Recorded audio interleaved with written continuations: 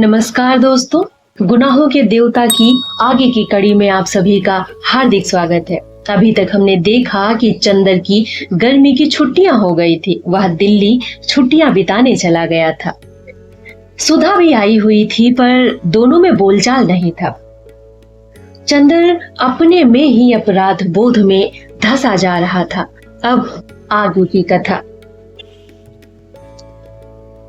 चंदर बहुत शांत सा हो गया, एक ऐसे भोले बच्चे की तरह जिसने अपराध कम किया, जिससे नुकसान ज्यादा हो गया था और जिस पर डांट बहुत पड़ी थी। अपने अपराध की चेतना से वह बोल भी नहीं पाता था, अपना सारा दुख अपने ऊपर उतार लेना चाहता था।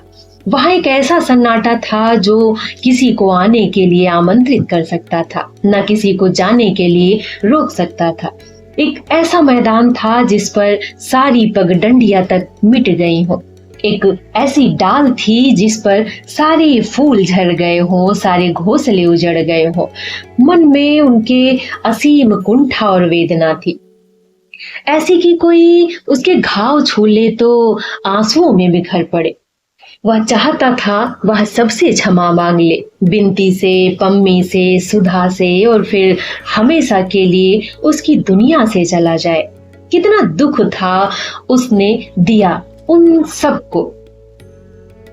इसी मना स्थिति में एक दिन गेसु ने उसे बुलाया। वह गया। गेसु की अम्मी जान तो सामने आई, पर गेसु ने पर्दे से ही बात की। गेसु ने बताया कि सुधा का खत आया है कि वह जल्दी ही आएगी गेसु से मिलने। गेसु का बहुत ताज्जुब हुआ कि चंदर उसके पास कोई खबर क्यों नहीं लेने आया। चंदर जब घर पहुंचा तो कैलाश का एक खत मिला। प्रिय चंदर, बहुत दिन से तुम्हारा कोई खत नहीं आया, न मेरे पास न इसके पास। क्या नाराज हूं हम दोनों से? अच्छा तो लो, एक खुशखबरी सुना दूं तुम्हें। मैं सांस्कृतिक मिशन से शायद ऑस्ट्रेलिया जाऊं, जब डॉक्टर साहब ने कोशिश कर दी है। आधा रुपया मेरा, आधा सरकार का। तुम्हें भला क्या फुर्सत मिलेगी यहाँ आने की? मैं ही इन्हें लेकर 2 रोज के लिए आऊंगा। इनकी कोई मुसलमान सखी है वहाँ, उनसे ये भी मिलना चाहती है। हमारी खातिर का इंतजाम रखना। मैं 11 मई को सुबह गाड़ी से पहुंचूंगा।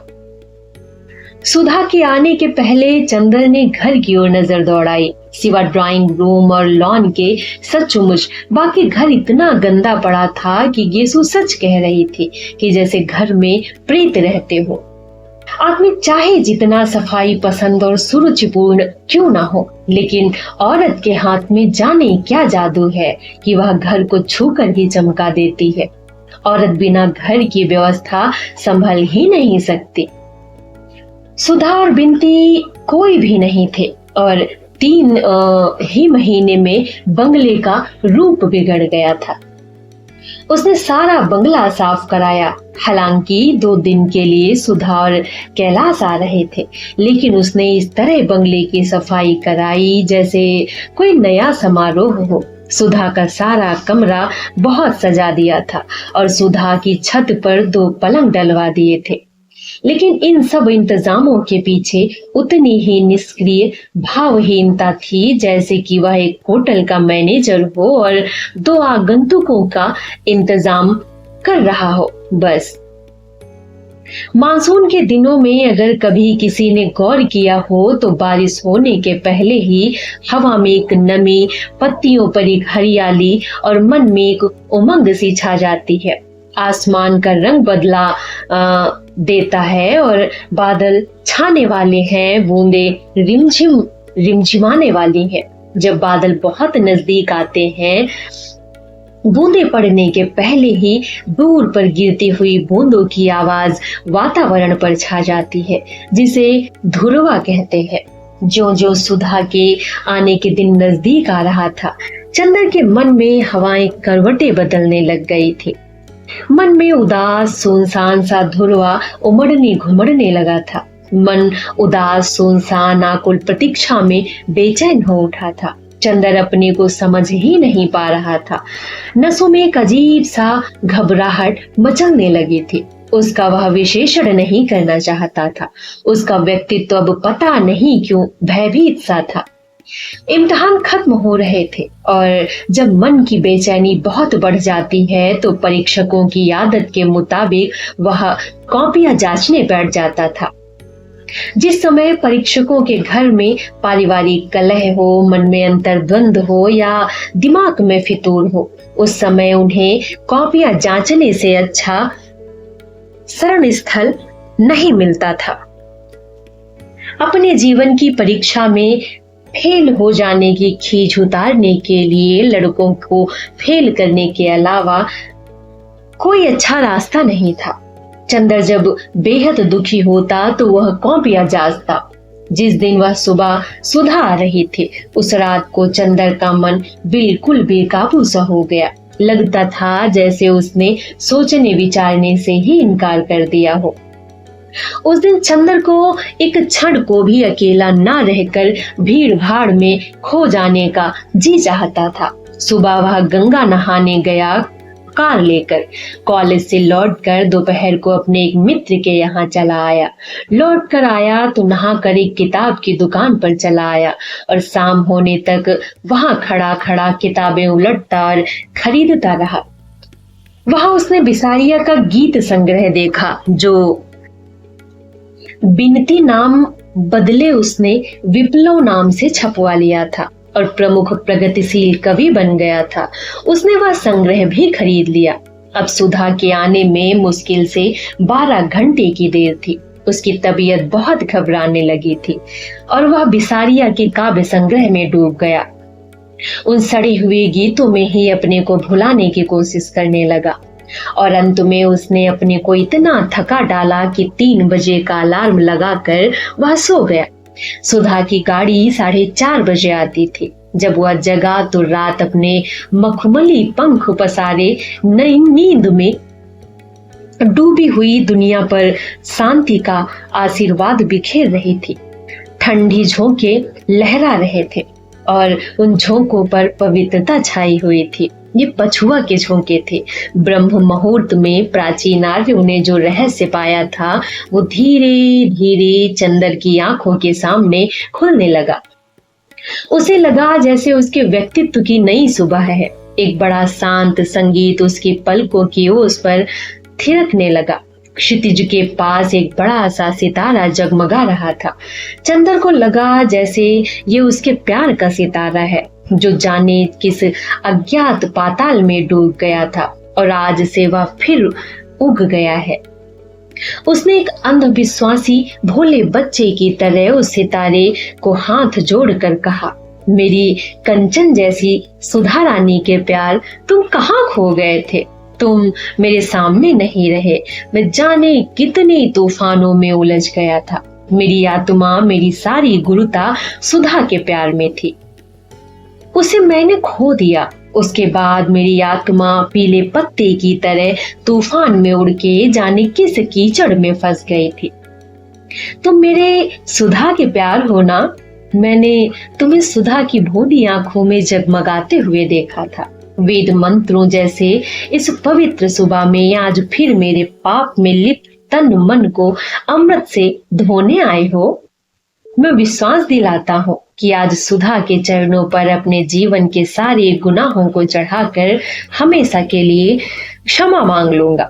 लेकिन मेरी सांसों की सांस सुधा, मुझे क्षमा कर दोगी ना? और विचित्र से भावावेश और पुलक से उसकी आंखों में आंसू आ गए। उसे याद आया कि एक दिन सुधा ने उसकी हथेलियों को होठों से लगाकर कहा था, जाओ, आज तुम सुधा के स्पर्श से पवित्र हो। काश कि आज भी सुधा अपने मिस्री जैसे होठों से चंदर की आत्मा को चूम कर कहे, जाओ चंदर, अभी तक जिंदगी के तूफान में तुम्हारी आत्मा को बीमार अपवित्र कर दिया था। आज से तुम वही चंदर हो, अपनी सुधा के चंदर। हिरणी जैसी भोली भाली सुधा के महान पवित्र चंदर। तैयार होकर चंदर जब स्टेशन पहुंचा तो जैसे वह मोहाविष्ट सा था।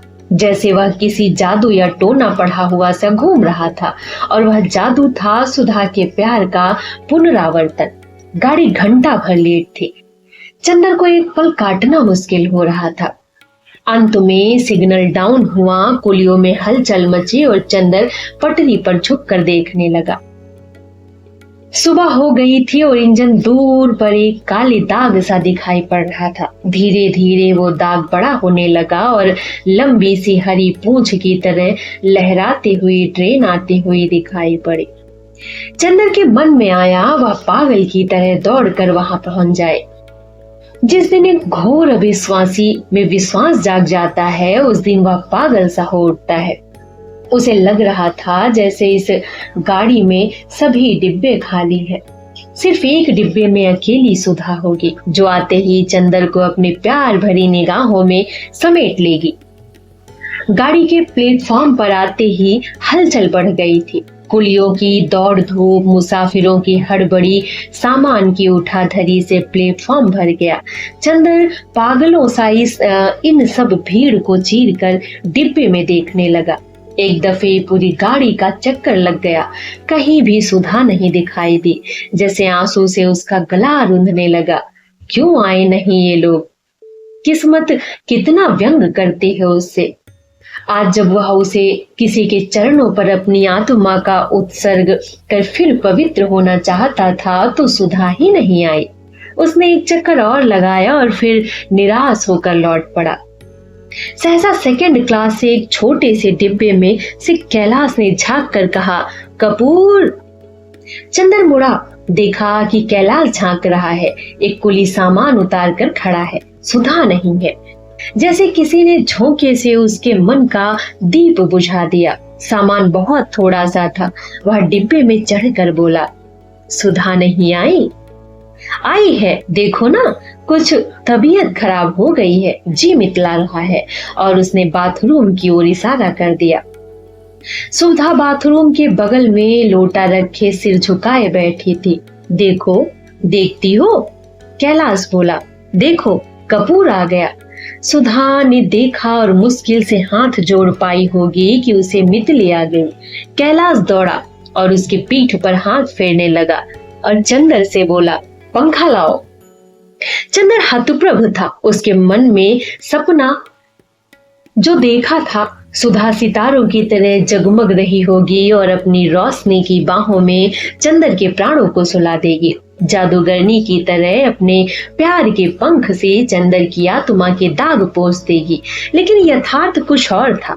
सुधा जादूगरनी, आत्मा की रानी, पवित्रता की सम्राज्ञी सुधा बाथरूम में बैठी है और उसका पति उसे सांत्वना दे रहा था। क्या कर रहे हो चंदर? पंखा उठाओ जल्दी से, कैलाश ने व्यग्रता से कहा। चंदर चौंक उठा और जाकर पंखा चलने लगा। थोड़ी देर बाद मुंह धोकर सुधा उठी और कराहती हुई सी जाकर सीट पर बैठ गई। कैलाश ने एक तकिया पीछे लगा दिया और वह आंखें बंद करके लेट गई।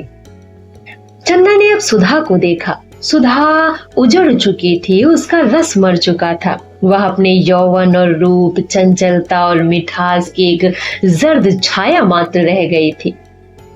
चेहरा दुबला पड़ गया था और हड्डियां निकल आई थी। चेहरा दुबला होने से लगता था आंखें फटी रहती हैं। वह चुपचाप आंख बंद किए पड़ी थी। चंदर पंखा हाँक रहा था। कैलाश एक सूटकेस खोलकर दवा निकाल रहा था। गाड़ी यहीं आकर रुक जाती है, इसीलिए कोई जल्दी नहीं थी। कैलाश ने दवा दी। सुधा ने दवा पी और फिर उदास, बहुत बारीक, बहुत बीमार स्वर में बोली, चंदर अच्छे तो हो ना? इतने दुबले कैसे लगते हो?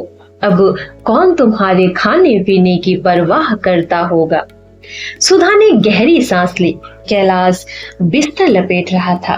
तुम्हें क्या हो गया है सुधा? मुझे सूख रोग हो गया है। सुधा ने बहुत छीड़ हंसी में हंसकर बोला, बहुत सुख में रहने से ऐसा ही हो जाता है।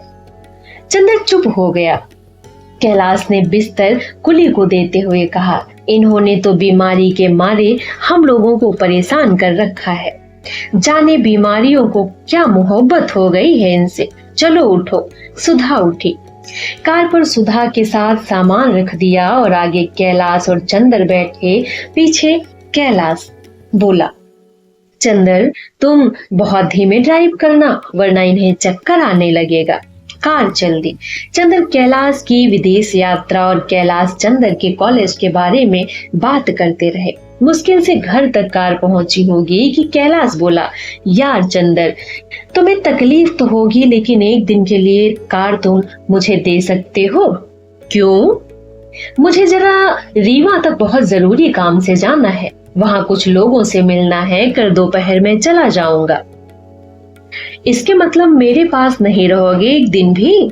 नहीं, इन्हें छोड़ जाऊंगा, लौटकर दिन भर रहूंगा। इन्हें छोड़ जाओगे? नहीं भाई, तुम जानते हो कि आजकल घर में कोई नहीं है। चंदर ने कुछ घबरा कर कहा। तो क्या हुआ? तुम तो हो। कैलाश बोला और चंदर के चेहरे की घबराहट देखकर हंसकर बोला, अरे यार अब तुम पर इतना अविश्वास नहीं है। अविश्वास करना होता तो ब्याह के पहले कर लेते। चंदर मुस्कुरा उठा। कैलाश ने चंदर के कंधे पर हाथ रखकर धीमे से कहा, ताकि सुधा न सुन पाए, वैसे चाहो तो मुझे भी कुछ असंतोष क्यों ना हो, लेकिन इनका चरित्र तो सोने का है, ये मैं खूब परख चुका हूँ। इनका ऐसा चरित्र बनाने के लिए तो मैं तुम्हें बधाई दूंगा चंदर। और फिर आज के युग में। चंदर ने कुछ जवाब नहीं दिया। कार पोर्टिको में लगी। सुधा, कैलाश, चंदर उतरे। माली और नौकर दौड़ आए। सुधा ने उन सबको उनका हाल पूछा। अंदर जाते ही महाराजिन दौड़कर सुधा से लिपट गई। सुधा को बहुत दुलार किया। कैलाश मुंह हाथ धो चुका था, नहाने चला गया। महाराजिन चाय बनाने लगी। सुधा भी हाथ मुंह धोने और नहाने चली गई। कैलाश तौलिया लपेटे नहा कर आया और बैठ गया। बोला, आज और कल छुट्टी ले लो चंदर, इनकी तबीयत ठीक नहीं है और मुझे जाना जरूरी है। अच्छा, लेकिन आज तो जाकर हाजिरी देना जरूरी होगा, फिर लौट आऊंगा। महाराजिन चाय और नाश्ता ले आई। कैलाश ने नाश्ता लौटा दिया तो महाराजिन बोली, वाह दामाद हुई के अकेले चाय पी हो भैया, अब बहन डॉक्टर साहिब सुनी है तो का कही है? नहीं माँ जी, मेरा पेट ठीक नहीं है, 2 दिन से जाग कर आ रहा हूँ, फिर लौट कर खा लूंगा। लो चंदर चाय पियो। सुधा को आने दो, चंदर बोला, वह पूजा करके खाती है। पूजा पाठ? चंदर दंग रह गया। सुधा पूजा पाठ करने लगी। हाँ भाई, तभी तो हमारी माता जी अपनी बहू पे मरती हैं। असल में वह पूजा पाठ करती थी। शुरुआत में इन्होंने पूजा के बर्तन धोने से और अब तो उनसे भी ज्यादा पक्की पुजारिन बन गई हैं। कैलाश ने इधर उधर देखा और बोला, यार ये मत समझना मैं सुधा की शिकायत कर रहा हूँ, लेकिन तुम लोगों ने मुझे ठीक नहीं चुना। क्यों? चंदर ने कैलाश के व्यवहार पर मुग्ध था। इन जैसी लड़कियों के लिए तुम कोई कवि या कलाकार या भावुक लड़का ढूंढते तो ठीक था। मेरे जैसा व्यवहारिक और नीरस राजनीतिक इनके लिए उपयुक्त नहीं है। घर भर इनसे बेहद खुश है। जब से ये गई है, माँ और शंकर भैया दोनों ने मुझे नालायक करार दे दिया है। इन्हीं से पूछ कर सब करते हैं, लेकिन मैंने जो सोच रखा था वह मुझे नहीं मिल पाया। क्यों, क्या बात है? चंदर ने पूछा। गलती बताओ तो हम इन्हें समझाएं। नहीं देखो यार, गलत मत समझो, मैं ये नहीं कहता कि इनकी गलती है, ये तो गलत चुनाव की बात है। कैलाश बोला, ना इनमें मेरा कसूर है ना इनका। मैं चाहता था कोई लड़की जो मेरे साथ राजनीति में काम करती, मेरी सबलता मेरी दुर्बलता दोनों की संगिनी होती, इसीलिए इतनी पढ़ी लिखी लड़की से शादी की।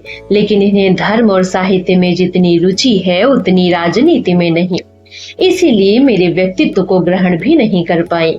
वैसे मेरी शारीरिक प्यास को इन्होंने चाहे समर्पण किया, वह भी एक बेमनी से। उससे तन की प्यास भले ही बुझ जाती हो कपूर, लेकिन मन तो प्यासा ही रहता है, बुरा ना मानना। मैं बहुत स्पष्ट बातें करता हूँ, तुमसे क्या छिपाना। और स्वास्थ्य के मामले में ये इतनी लापरवाह है कि मैं बहुत दुखी रहता हूँ। इतने में सुधा नहा कर आती हुई देख पड़ी। कैलाश चुप हो गया। सुधा की ओर देखकर बोला, मेरी अटैची भी ठीक कर दो, मैं अभी चला जाऊंगा, वरना दोपहर में तपन होगा। सुधा चली गई। सुधा के जाते ही कैलाश बोला, भरसक मैं इन्हें दुखी नहीं होने देता। हाँ, अक्सर ये दुखी हो जाती हैं, लेकिन मैं क्या करूं, मेरी मजबूरी है। वैसे मैं इन्हें भरसक सुखी रखने का प्रयास करता हूँ और ये जायज नाजायज हर इच्छा के सामने झुक जाती हैं। लेकिन इनके दिल में मेरे लिए कोई जगह नहीं है, वह जो एक पत्नी के मन में होती है। लेकिन खैर, जिंदगी चलती जा रही है, अब तो जैसे ही है निभाना ही है। इतने में सुधा आई और बोली, देखिए अटैची सवार दी है, आप भी देख लीजिए। कैलाश उठकर चला गया। चंदर बैठा बैठा सोचने लगा, कैलाश कितना अच्छा है, कितना साफ और स्वच्छ दिल का है, लेकिन सुधा ने अपने को किस तरह मिटा डाला। इतने में सुधा अंदर आई और चंदर बोला, चंदर से बोली, चंदर चलो, वो बुला रहे हैं। चंदर चुपचाप उठा और अंदर आ गया। कैलाश ने तब तक यात्रा के कपड़े पहन लिए थे। देखते ही बोला, अच्छा चंदर, मैं चलता हूँ, कल शाम तक आ जाने की कोशिश करूंगा। हाँ देखो, ज्यादा घुमाना मत, इनकी सखी को यहीं बुलवा लो तो अच्छा है। फिर बाहर निकलता हुआ बोला, इनकी जिद थी आने की, वरना इनकी हालत आने लायक नहीं थी। माता जी से मैं कह के आया हूँ कि लखनऊ मेडिकल कॉलेज लिए जा रहा हूँ। कैलाश कार पर बैठ गया। फिर बोला, देखा चंदर, दवाई ने दे देना याद से, वही रखी है। कार स्टार्ट हो गई। चंदर लौटा। बरामदे में सुधा खड़ी थी, चुपचाप बुझी हुई सी। चंदर ने उसकी ओर देखा, उसने चंदर की ओर देखा, फिर दोनों ने निगाहें झुका ली। सुधा वहीं खड़ी रही। चंदर ड्राइंग रूम में जाकर किताबें वगैरह उठा लाया और कॉलेज जाने के लिए निकला। अब सुधा भी बरामदे में खड़ी थी, गुमसुम। चंदर कुछ कहना चाहता था, लेकिन क्या, कुछ तो था जो जाने अनजाने कब से संचित होता आ रहा था, जो वह व्यक्त करना चाहता था। लेकिन सुधा कैसी हो गई है? ये वो सुधा तो नहीं जिसके सामने वह अपने को सदा व्यक्त कर देता था, कभी संकोच नहीं करता था। लेकिन ये सुधा कैसी है? अपने में सिमटी सुकुची, अपने में बंधी बंधाई, अपने में इतनी छिपी हुई कि लगता था दुनिया के प्रति इसमें कहीं कोई खुलाव नहीं है। चंदर के मन में जाने कितनी आवाजें तड़प उठी, लेकिन कुछ बोल नहीं पाया। वह बरामदे में ठिठक गया, निरुद्देश से। वहां अपनी किताबें खोल कर देखने लगा, जैसे वो याद करना चाहता था कि कहीं भूल तो कुछ नहीं आया है। लेकिन उसके अंतर मन में केवल एक ही बात थी, सुधा कुछ तो बोलो, या इतना गहरा, इतनी घुटन वाला मौन, ये तो जैसे चंदर के प्राणों पर घुटन की तरह बैठा जाता था। सुधा निर्वात निवास में दीप शिखा सी अचल, निस्पंद, थमे हुए तूफान की तरह मौन। चंदर ने अंत में नोट्स लिए घड़ी देखता हुआ चल दिया।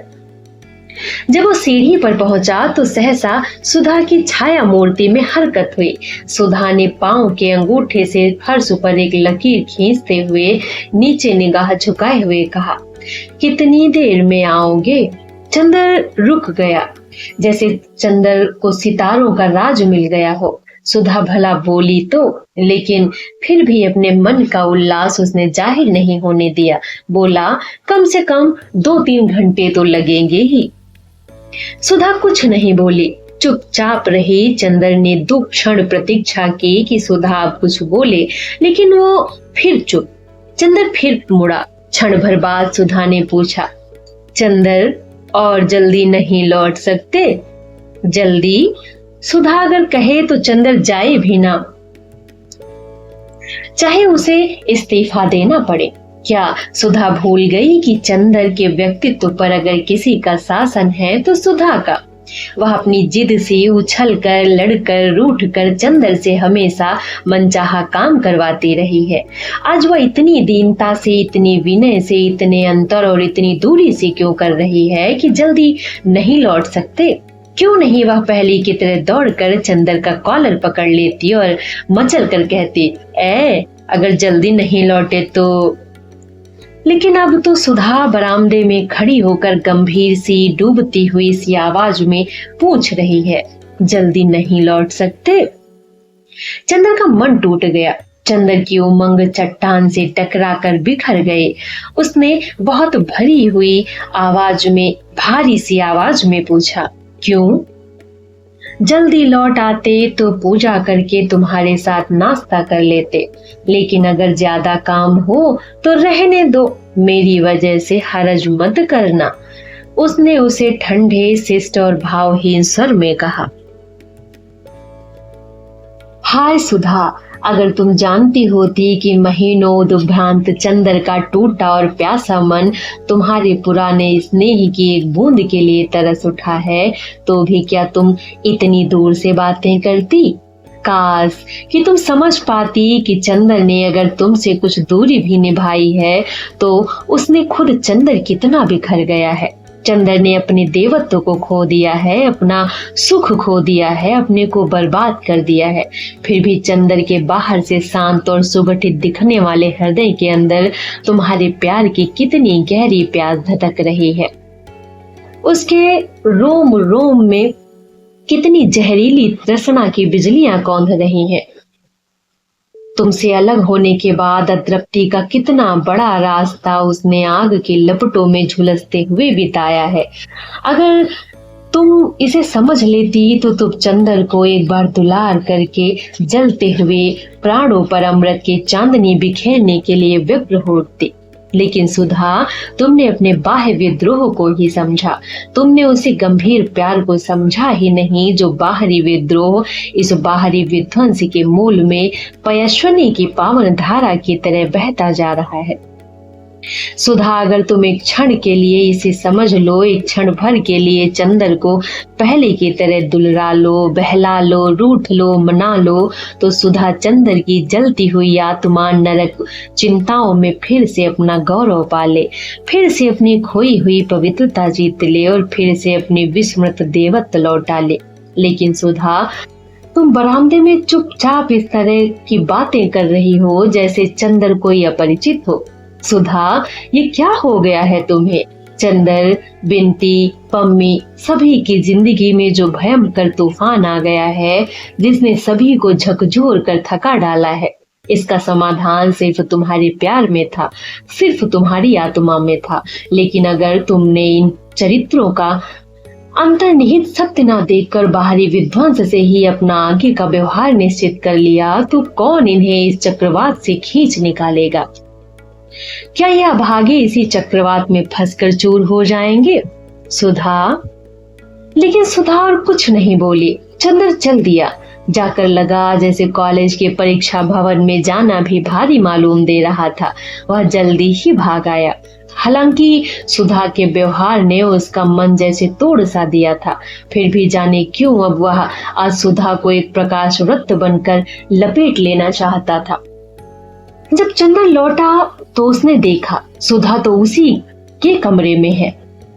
उसने उसके कमरे के कोने में दरी हटा दी है, वह पानी छिड़क दी है और एक कुश के आसन पर सामने चौकी पर पोथी धरे बैठी है। चौकी पर एक श्वेत वस्त्र बिछाकर धूपदानी रख दी है जिसमें धूप सुलग रही है। लॉन पर शायद कुछ फूल तोड़ लाई थी जो धूपदानी के पास रखे हुए थे। बगल में रुद्राक्ष की माला रखी हुई थी। एक शुद्ध श्वेत रेशम की धोती और केवल एक चोला पहने हुए, पल्ले से बाहों तक ढके हुए वह एकाग्र मनोयोग से ग्रंथ का पारायण कर रही थी।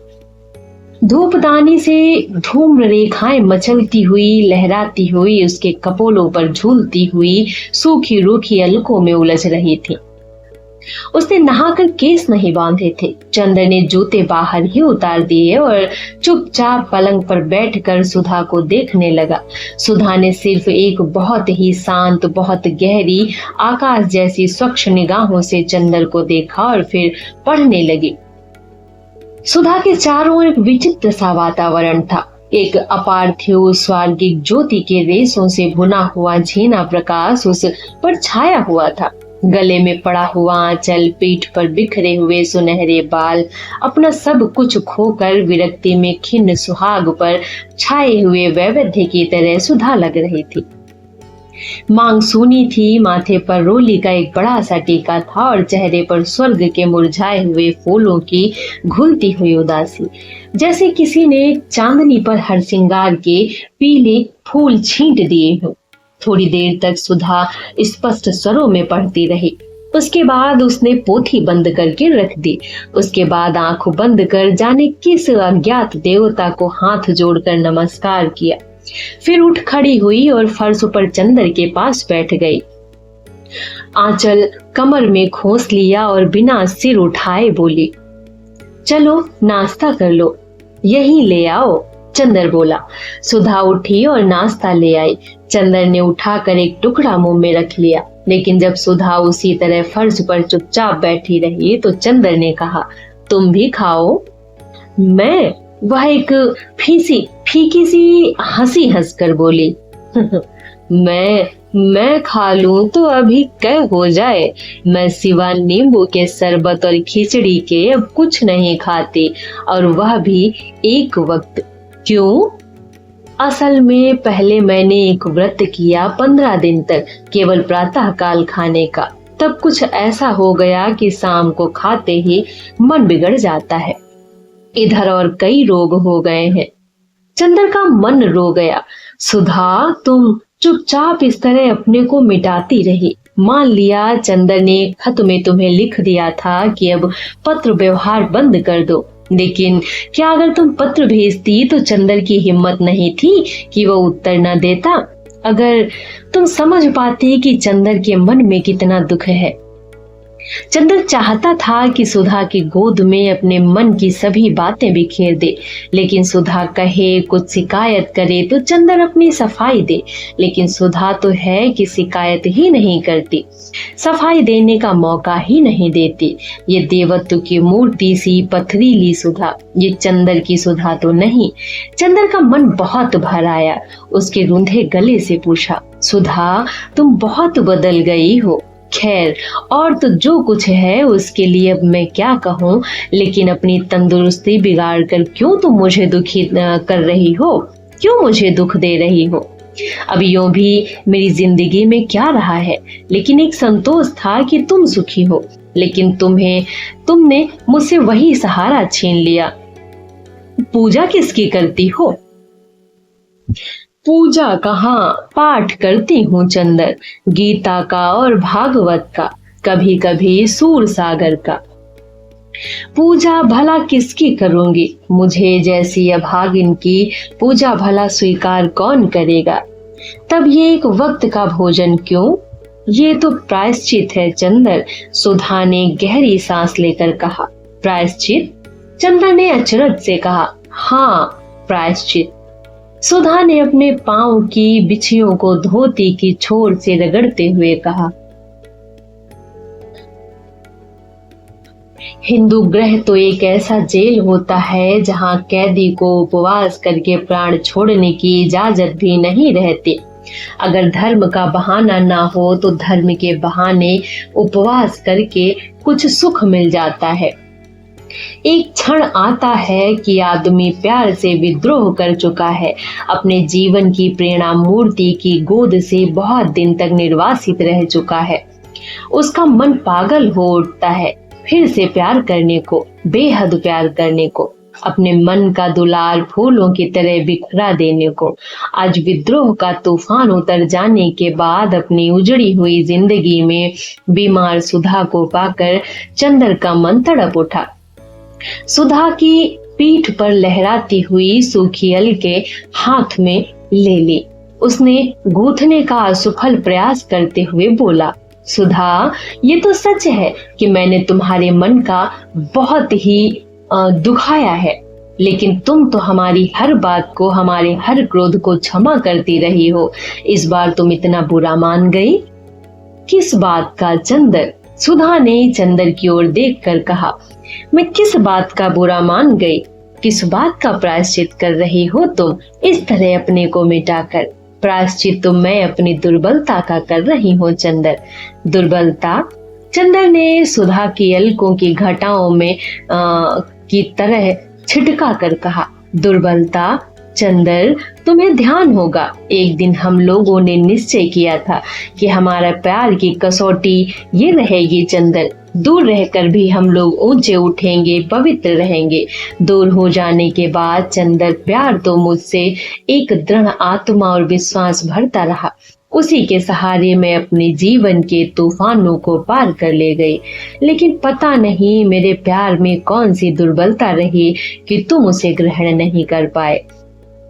मैं तुमसे कुछ नहीं कहती, मगर अपने मन में कितनी कुंठित हूँ कि कह नहीं सकती। पता नहीं दूसरा जन्म होता है या नहीं, लेकिन इस जन्म में तुम्हें पाकर तुम्हारे चरणों पर अपने को ना चढ़ा पाई, तुम्हें अपने मन की पूजा में यकीन ना दिला पाई। इससे बढ़कर और दुर्भाग्य क्या होगा? मैं अपने व्यक्तित्व को कितना गर्हित, कितना छिछला समझने लगी हूँ चंदर। चंदर ने नाश्ता खिसका दिया। अपनी आंखों में झलकते हुए आंसुओं को छिपाते हुए चुपचाप बैठ गया।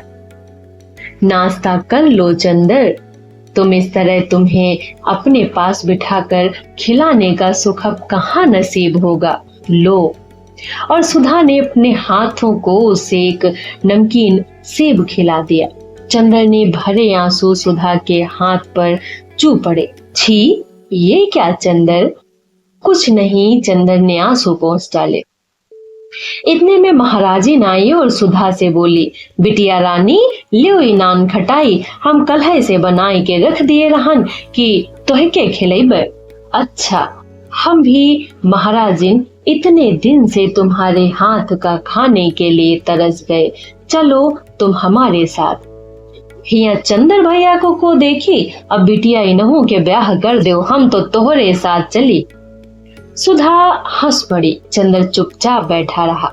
महाराजिन खिचड़ी डालने चली गई। सुधा ने चुपचाप नान खटाई की तस्तरी उठाई और एक और रख दी। चंदर चुप, अब क्या बातें करे। पहले वह दोनों घंटों बातें किया करते थे। उसे बड़ा ताज्जुब हुआ, इस वक्त कोई बात ही नहीं सूझती। पहले जाने कितना वक्त गुजर जाता था, दोनों की बातों का खात्मा ही नहीं होता था। सुधा भी चुप हुई। थोड़ी देर बाद चंदर बोला, सुधा, तुम सचमुच पूजा पाठ में विश्वास रखती हो? क्यों, करती तो हूँ चंदर। हाँ, मूर्ति जरूर नहीं पूजती, पर प्रश्न को जरूर पूछती हूँ। अब सभी सहारे टूट गए, तुमने भी मुझे छोड़ दिया। तब मुझे गीता और रामायण में बहुत संतोष मिला।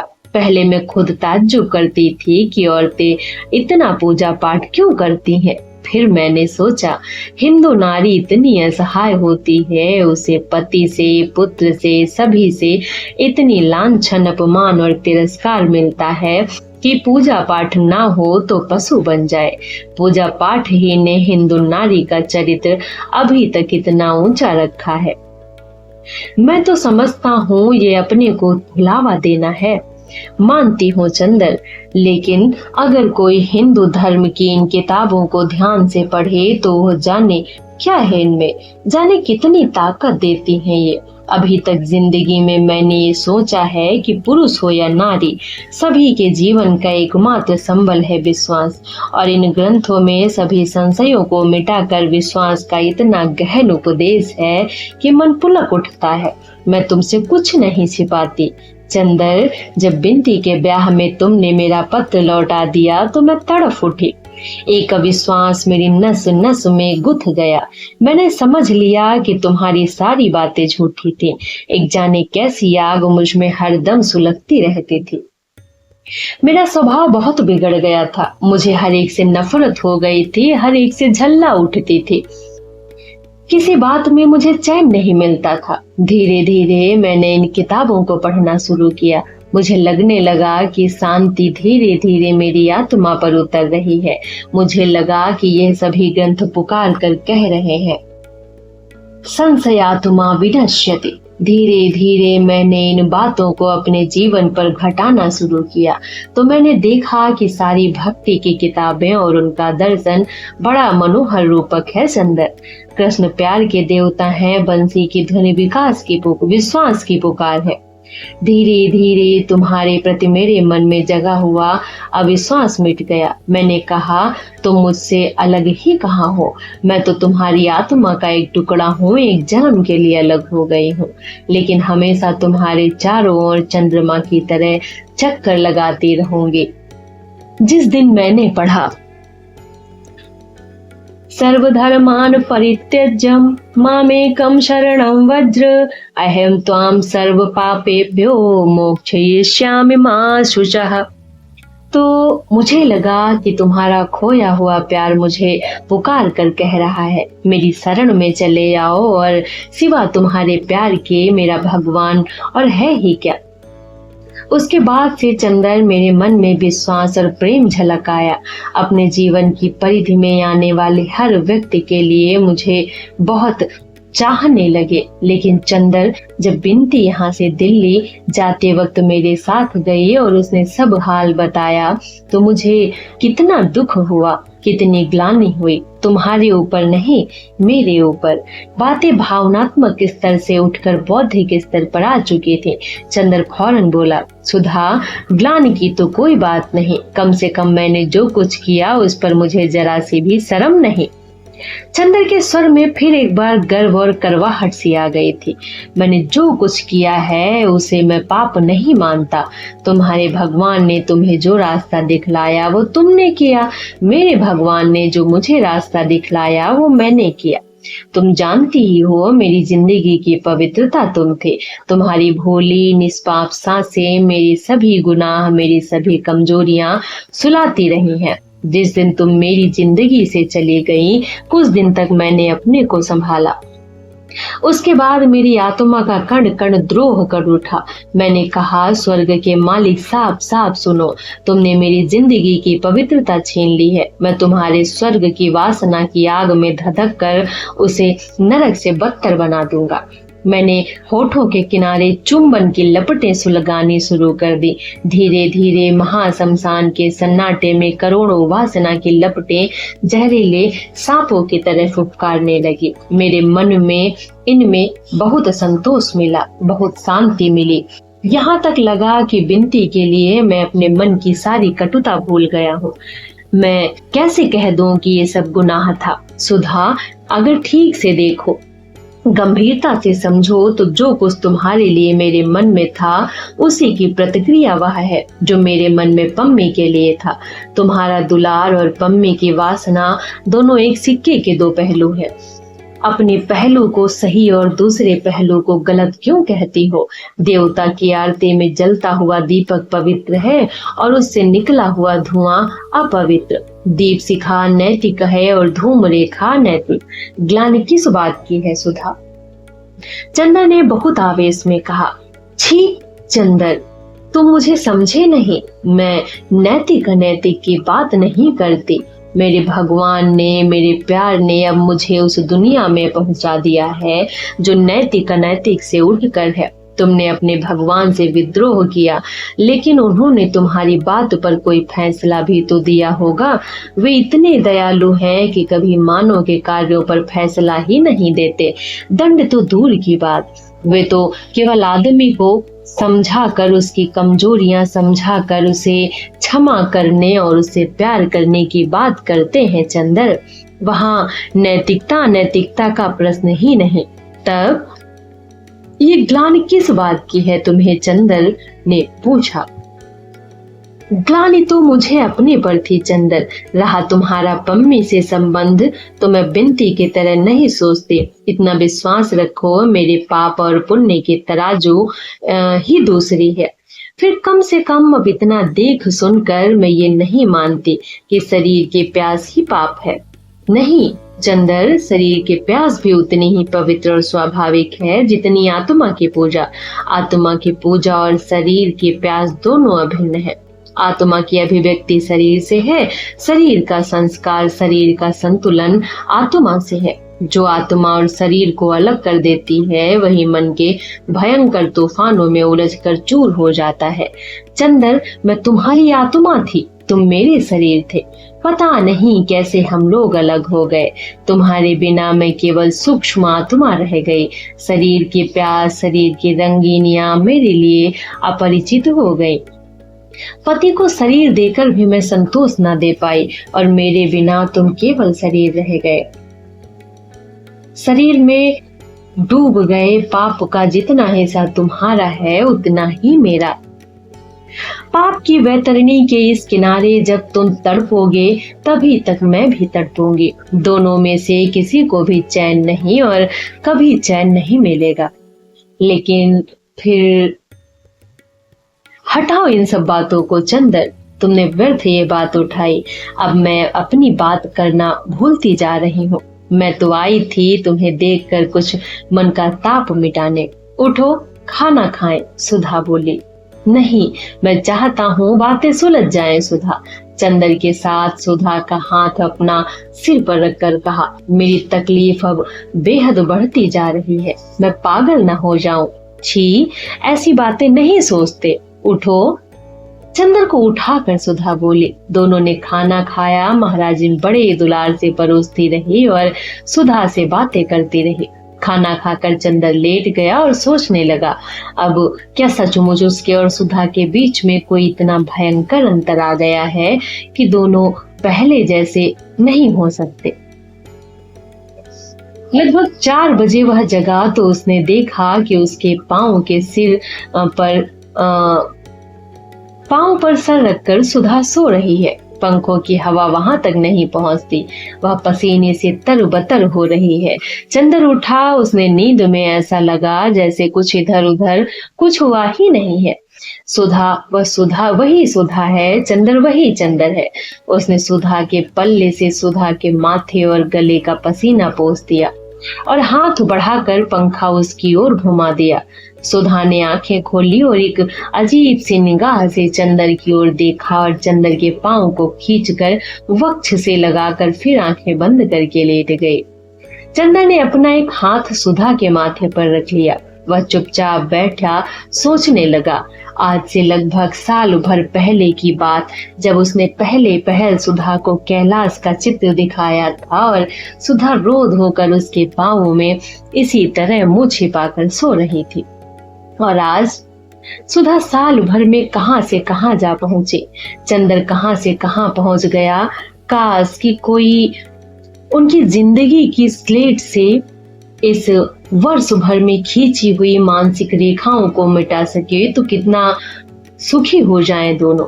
चंदर ने सुधा को हिलाया और बोला, सुधा सो रही हो? नहीं, उठो। नहीं चंदर, पड़े रहने दो। तुम्हारे चरणों में सब कुछ भूल कर एक क्षण के लिए भी सो सकूंगी, मुझे इसका विश्वास नहीं था। सब कुछ छीन लिया है तुमने, एक क्षण की आत्म प्रवंचना क्यों छीनते हो? सुधा ने उसी तरह पड़े हुए जवाब दिया। अरे उठ पगली। चंदर के मन में जाने कहां मरा हुआ उल्लास फिर से जिंदा हो उठा। उसने सुधा की बाह में जोर से चुटकी काटते हुए कहा, उठती है या नहीं, आलसी कहीं की। सुधा उठकर बैठ गई। क्षण भर चंदर की ओर पथराई हुई निगाह से देखती रही और बोली, चंदर, मैं जाग रही हूँ, तुम्ही ने उठाया है मुझे। चंदर, कहीं सपना तो नहीं कि फिर टूट जाए। और सुधा सिसक सिसक कर रो पड़ी। चंदर की आंखों में आंसू आ गए। थोड़ी देर बाद वह बोला, सुधा, कोई जादूगर अगर हम लोगों के मन से यह कांटा निकाल देता तो कितना मैं सुखी होता। लेकिन सुधा, अब मैं तुम्हें दुखी नहीं करूंगा। या तो तुमने पहले भी कहा था चंदर, लेकिन इधर जाने कैसा हो गया। लगता है तुम्हारे चरित्र में कहीं स्थायित्व नहीं। इसका तो मुझे दुख है चंदर। अब रहेगा सुधा, तुम्हें खोकर, तुम्हारे प्यार को खोकर मैं देख चुका हूँ कि मैं आदमी नहीं रह पाता हूँ, जानवर बन जाता हूँ। सुधा, अगर तुम आज से महीनों पहले मिल जाती तो जहर मेरे मन में जो घुट रहा है वह तुम्हारे सामने व्यक्त करके मैं बिल्कुल निश्चिंत हो जाता। अच्छा सुधा, यहाँ आओ, चुपचाप लेट जाओ, मैं तुमसे सब कुछ कह डालूं फिर सब भूल जाऊं। बोलो, सुनोगी? सुधा चुपचाप लेट गई और बोली, चंदर, या तो मत बताओ या फिर स्पष्ट बता दो। हाँ, बिल्कुल स्पष्ट सुधी, तुमसे कुछ छिपा सकती हूँ भला? चंदर ने हल्की सी चपत मारकर कहा। आज मन जैसे पागल हो रहा है तुम्हारे चरणों पर बिखर जाने के लिए, जादूगरनी कहीं की। देखो सुधा, पिछले दफे तुमने मुझे बहुत कुछ बताया था कैलाश के बारे में। हाँ, बस उसके बाद एक अजीब सी अरुचि मेरे मन में तुम्हारे लिए होने लगी थी। मैं तुमसे कुछ नहीं छिपाऊंगा। तुम्हारे जाने के बाद बल्टी आया, उसने मुझसे कहा, औरतें केवल नई संवेदना, नया स्वाद चाहती हैं और कुछ नहीं। अविवाहित लड़कियां विवाह और विवाहित लड़कियां नए प्रेमी, बस यही उनका चरम लक्ष्य है। लड़कियां शरीर के प्यास के अलावा और कुछ नहीं चाहती। जैसे अराजकता के दिनों में किसी देश में कोई भी चालाक नेता शक्ति छीन लेता है, वैसे ही मानसिक शून्यता के क्षणों में बल्टी जैसा मेरा दार्शनिक गुरु हो गया। उसके बाद आई पम्मी। उससे मैंने कहा कि क्या आवश्यक है कि पुरुष और स्त्री नारी के संबंधों में सेक्स ही हो। उसने कहा हाँ, और यदि नहीं है तो प्लेटोनिक अर्थात आदर्शवादी प्यार की प्रतिक्रिया सेक्स की ही प्यास में होती है। अब मैं तुम्हें अपने मन का चोर बतला दूं। मैंने सोचा कि तुम्हें भी मैं अपने वैवाहिक जीवन में रम गई होगी। शरीर के प्यास ने तुम्हें अपने में डुबो दिया है और अरुचि तुम मेरे सामने जो व्यक्त करती हो वो केवल दिखावा है। इसीलिए मन ही मन मुझे तुमसे चिढ़ सी हो गई। पता नहीं क्यों ये संस्कार मुझ में दृढ़ सा हो गया और इसी के पीछे मैं तुम्ही को नहीं, पम्मी को छोड़कर सभी लड़कियों से नफरत करने लगा। बिंती को भी मैंने बहुत दुख दिया।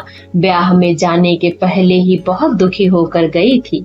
रही पम्मी की बात तो मैंने उस पर इसलिए खुश था कि उससे बड़ी यथार्थ सी बात कही थी, लेकिन उसने मुझसे कहा कि आदर्शवादी प्यार की प्रतिक्रिया शारीरिक प्यास में होती है। तुमको इसका अपराधी मानकर तुमसे तो मैं नाराज हो गया, लेकिन अंदर ही अंदर वो संस्कार मेरा व्यक्तित्व बदलने लगा। सुधा, पता नहीं तुम्हारे जीवन में प्रतिक्रिया के रूप में शारीरिक प्यास जागी या नहीं, पर मेरे मन के गुनाह तो तूफान की तरह लहरा उठे। लेकिन तुमसे एक बात नहीं छिपाऊंगा, वो ये है कि ऐसे भी क्षण आए जब पम्मी के समर्पण ने मेरे मन की सारी कटुता धो दी। बोलो, तुम कुछ तो बोलो सुधा। तुम कहते चलो चंदर, मैं सुन रही हूँ। हाँ, लेकिन उस दिन गेसु आई। उसने मुझे फिर पुराने दिनों की याद दिला दी और जैसे पम्मी के लिए आकर्षण उखड़ सा गया। अच्छा सुधा, एक बात बताओ, तुम ये मानती हो कि कभी कभी एक व्यक्ति के माध्यम से दूसरे व्यक्ति की भावनाओं की अनुभूति होने लगती है? क्या मतलब? मेरा मतलब, जैसे मुझे गेसु की बातों से उस दिन ऐसा लगा जैसे तुम बोल रही हो। और दूसरी बात तुम्हें बताऊं, तुम्हारे पीछे बिनती रही मेरे पास। सारे अंधेरे में वही एक रोशनी थी, बड़ी क्षीण टिमटिमाती हुई सी, सारहीन सी। बल्कि मुझे तो लगता था कि वह रोशनी ही इसलिए थी कि उसमें रोशनी तुम्हारी थी। मैंने कुछ दिन तक बिंटी को बहुत प्यार किया। मुझे ऐसा लगता था कि अभी तक तुम मेरे सामने थी, अब तुम उसके माध्यम से आती हो। लगता था जैसे वो एक व्यक्तित्व नहीं, तुम्हारे व्यक्तित्व का ही अंश है। उस लड़की में जिस अंश तक तुम थी, वह अंश बार बार मेरे मन में रस उभार देता था। क्यों सुधा, मन की यह भी कैसी अजब गति है। थोड़ी देर सुधा चुप रही, फिर बोली, भागवत में एक जगह एक टीका में हमने पढ़ा था चंदर कि जिसको भगवान बहुत प्यार करते हैं उनमें उनकी अंशाभिव्यक्ति होती है। बहुत बड़ा वैज्ञानिक सत्य है ये। मैं बिंती को बहुत प्यार करती हूँ चंदर। समझ गया मैं, चंदर बोला, अब मैं समझा मेरे मन में इतने गुनाह कहाँ से आए। तुमने मुझे बहुत प्यार किया और वही तुम्हारे व्यक्तित्व के गुनाह मेरे व्यक्तित्व में उतर आए। सुधा खिलखिलाकर हंस पड़ी। आज के लिए इतना ही। मिलते हैं कल इस उपन्यास की अंतिम कड़ी के साथ। नमस्कार।